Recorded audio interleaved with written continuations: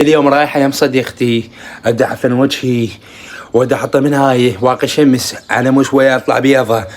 اي شي يصير بالبيت درباك عليه ولا تطلع منه لحد ما اجي.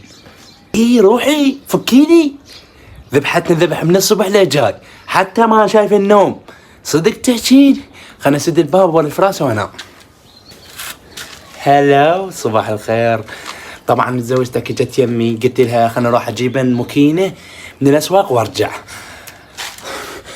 اي يلا روحن، مشكلتك انا من الناس عليك. اخذك وين راحت هاي؟ انا صار ساعه مراقبها لوتي اكل لوتي. انا قلت لها تجيبي مكينه من الاسواق، دخلت البيت شو تسوي؟ اسمع ما صاصه هذا الله فوق راسي، كل شيء ما سويت لها.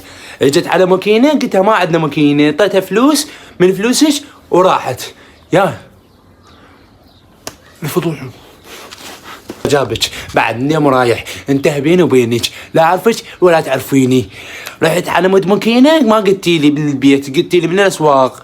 طبت للبيت يقول لي ما نعطيك اي شيء اذا مو اي. انا بعد من يوم رايح منتهي وياك. يلا ولي يلا شي. ولك انت شنو ويا من تندق تلعب عرض الناس وتضحك علي وتخوني. اليوم هذا النبذه ما اشلحي.